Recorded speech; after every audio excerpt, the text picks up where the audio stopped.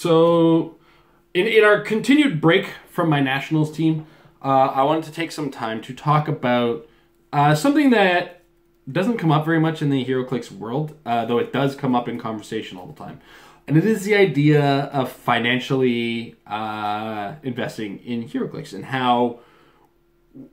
what kind of money you plan on spending in the game. Now, I got to preface this with this. Your money going into Heroclix, if you want to make it back, it's a buy quick, sell quick, hit the hot markets, hit the right times at the right places, and your only profit value is out of pack profit. I'm not going to tell you guys about profit. Profiting is it's a nonsense claim in Heroclix for a number of reasons. When you compare it to other games, one of the big financial elements of Heroclix is there is an absolute lack of finance in competitive play. What that means is my buying a Hela isn't going to make me richer. It might give me some more characters, which I can in turn sell, but grand scale of it, there's almost no value in this figure beyond the fact that it's rarer, I want it, and I need it. I need it to build this team. I don't necessarily need it. You never need a figure. Let's get that out of the way very quickly. You do not need anything in this game. Competitively, Heroclix is a bragging rights game. There is no financial prize. There is some money in the Rock Cup, but that is the only tournament with a financial prize. It's the only place you can get money. And to be brutally honest, because there's only one tournament, it's not really a professional circuit. You make, I think, $2,500, maybe $5,000, I'm not 100% sure, on first place in that tournament. So if you're working off of $5,000 a year, you're poor. I don't know if you knew this. Heroclix players have jobs. We don't professionally play Heroclix, we just play. Those of us you see who are podcasters or whoever, YouTube channels, there's a small financial element that we get from it. But a lot of people look at us and say, oh my gosh, you're so big in the Heroclix. And yeah, we're the biggest channel and we maybe break like $300 a year from YouTube and more than that in patron support. We appreciate the patrons. So, where I'm going with this financial nonsense is understanding when to invest in a figure and when you're looking to start your team. Now, early investment is a slippery slope. And what that means, when I say early investment, X-Men just came out as an example of when we were filming this episode. Yes, I filmed a group of them. I don't know if you noticed. I don't wear this shirt every week, guys. I'm behind the curtain a little. On that note, though, when X-Men first came out, chases were in the triple digits at some points. Other times they dropped below that. And then within a week or two, things settled down. People understood, got a chance to play with the figures, and then their values dropped. Now, the competitive realm does ebb and flow the pricing structure of this thing. More people are going to want a figure that is successful. More people are going to want Unimines right now. Unimines go for $30. But then at the same time, Leech and Darwin around the corner. Are people still going to play Unimind in those environments? Who knows? Are those characters going to scare Unimines away? Bollocks if I know. Right?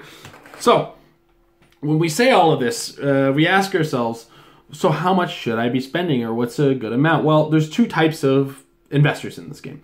There's players like myself, Amber, and Amber, and our friend Aiden, who like to collect everything, get a chance to play with as much as we can, and spread our collection. Now, we like to maximize the amount of play that we get and use as much as we can. But at the same time, myself and Amber do enter in competitive tournaments. The problem, of course, with that mindset is that we've played with everything, we know how everything works, and we like something, we end up playing competitively with it. Other times, there's players who just limit themselves to what's good, I'm going to get that. Sometimes they just buy a brick in order to make sure they have stuff to trade for those things or to get smaller range figures in the general circuit of things. So, those are the two types of players they are, and you have to decide which one you are. Are you a collector? I'm going to tell you this right now. It's pretty expensive. Especially if you commit to collecting full sets, it gets expensive, and you find yourself overpaying for what ends up being trash 3 or 4 months later. And then, if you're like myself and Amber, and you only try to keep your collection modern age, you're actually going to find yourself on spending a lot, and then when you get rid of stuff, you're not making nearly as much as you spent. I've sold a fair bit of some of my stuff that's about to go golden. I've maybe got $250 from it, because in order to sell it, I have to sell it at a ridiculously low price to make sure that it moves. And then, the prices get lower and lower and lower until I try to just junk it all. Honestly, this game has no long-term to it. It's not like Magic the Gathering, where they have a vintage, they have the modern formats, which extend the length of your cards, the lifespan of your cards, really. We just have the modern age. The golden age is a strictly casual, non-competitive format. The Rock is attempting to change that with formats that they have. And if you get a chance to play in those events, awesome. Your collection got a little bit more life and a little bit more value to it. If The Rock can pick up that and keep it alive, that could help stores in the long run.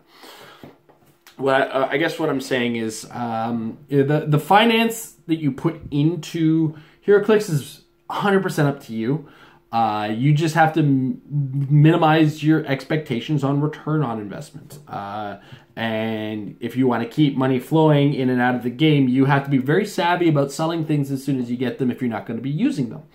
If you get a prize, you have no intent to use it, you have to sell it, and then maybe buy it back later at a possible premium if it becomes good because you were silly and missed it.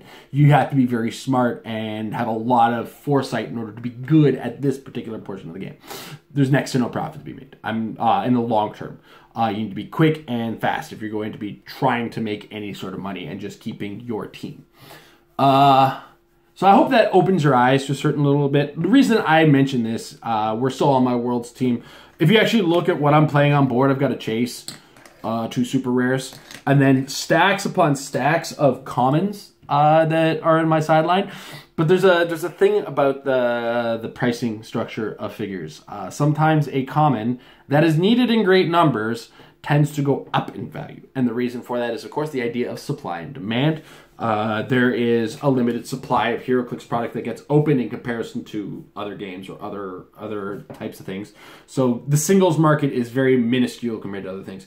And then if I say need to own 16 Wakandan warriors, 11 hand ninjas, and struggle to get 9 tribbles, that's telling the market that I'm trying to acquire these things, so they can charge me an amount of money that is way more than what you would expect out of somebody buying a single common or a single leech. Leech is an uncommon, is very valuable, but play-wise, but financially, a store can only really sell 1 leech per person because I believe he's unique. If he isn't unique, even better, they can sell multiples. Darwin, though, is another one where they, an individual figure is they're gonna have so many of them, but they can only sell 1 per person because he is unique. So, meter your money, meter your expectations on your spending too. Don't expect the money going in. Don't expect I spent a lot of money, this team should win. That's not how this works either. Rarity defines things more than quality. Quality only increases a rarity, as it were. If that makes any degree of sense, I hope you understand that. So it's the best piece of advice I can give to Heroclix players is don't overinvest financially. And just meter your expectations when you do invest financially heavily.